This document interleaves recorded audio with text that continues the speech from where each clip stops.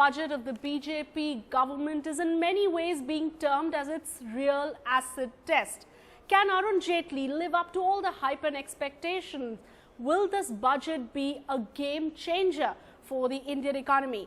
Hello and welcome to this very special show. I'm Shweta Rajpal Kohli, and joining me today, the top leadership of industry chamber Ficci, clearly some of the finest voices of corporate India. With me here, Dr. Jyotsna Suri, President of Ficci, and two past presidents, Siddharth Birla and Naina Lal Kidwai. Mr. Birla, flanked by two lovely ladies once again, both in terms of presidency and of course in terms of the way we're seated. But today we're essentially trying to get a sense of what we can realistically expect from this budget. Dr. Suri, when we say it's going to be a make or break budget, it's going to be a game changer for the Indian economy, are we putting too many expectations out there? Absolutely. I don't think that any budget can make or break the economy. We are expecting too much if we are expecting it to either make or break it.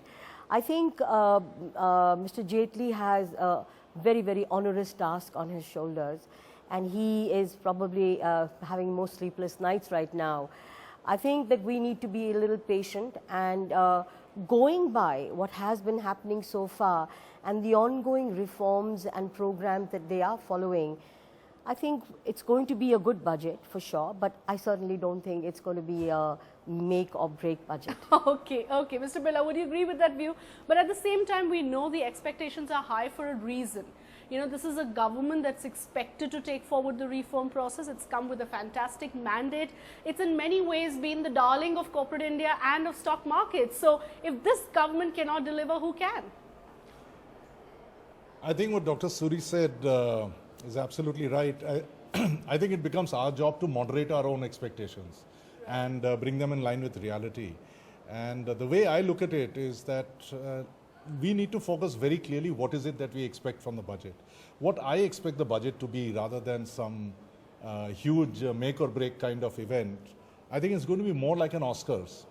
The Oscars meaning it's going to be technically sound. It'll address just the right points. For people who are connoisseurs, people who understand exactly what's going on, will be able to focus and extract from the budget.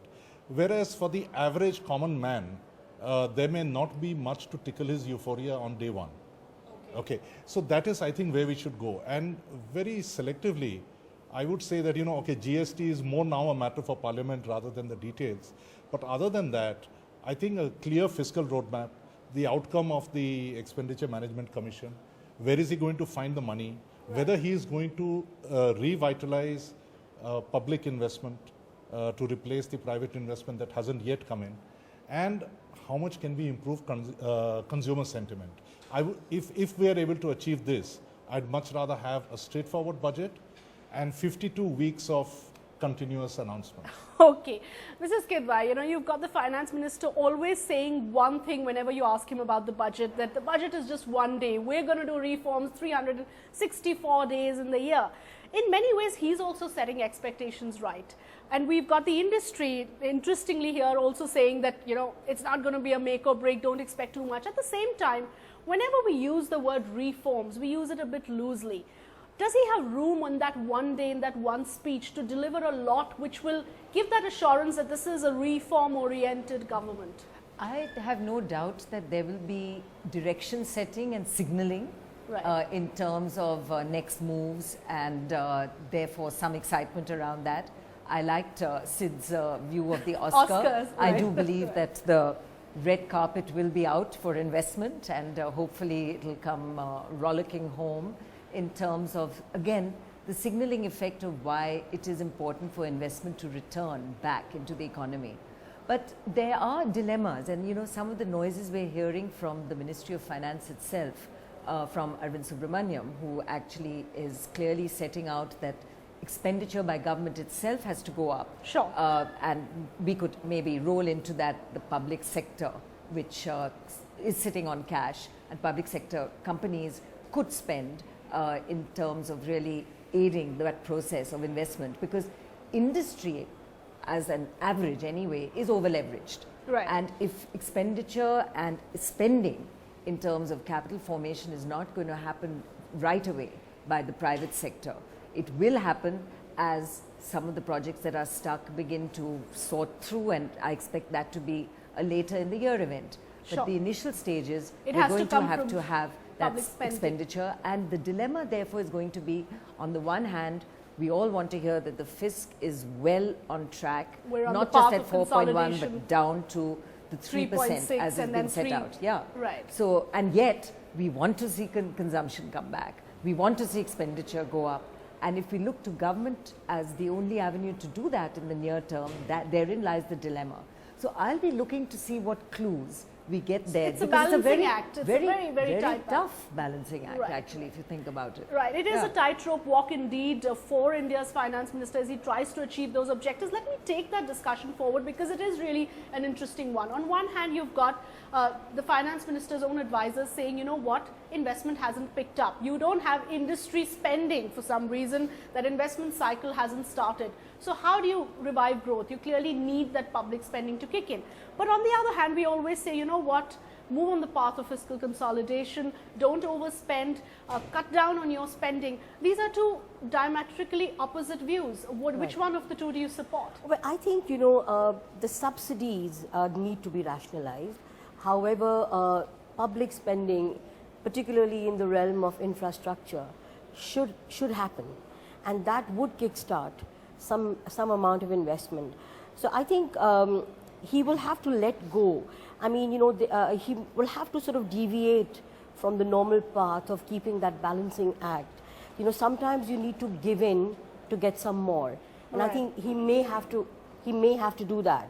But I definitely think that he must rationalize his subsidies, because what he can save from there can actually go into the infrastructure spending, which the country so dearly needs right now. So between sticking to fiscal deficit target, Mrs. Kidwai, and spending on infrastructure, which one do you think should be a bigger priority? So I think You have to give up something. Yeah, and I think I would rather see a slightly expansionist position in the near term, Okay. while keeping an eye on the fisc.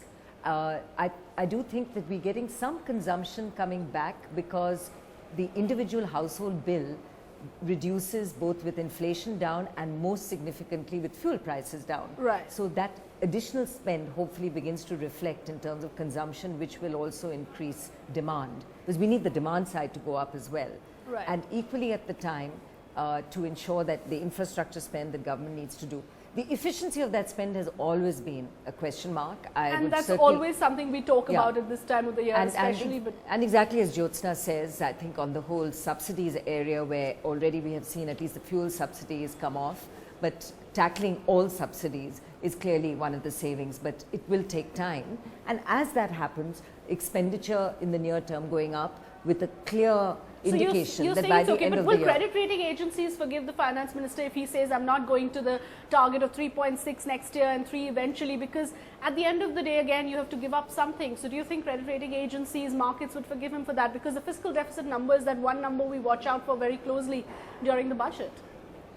I think in all fairness, they should be very lenient about it, in the sense that our sense last year also was that the economy deserves a little bit of loosening of the belt by the government, and therefore would, for example, last year we were debating that whether 4.1 would be held or Right. whether we would go up. And I think very bravely and very correctly, I would say, in retrospect, he held on to the 4.1 target. Sure. Now let us see how the numbers actually work out.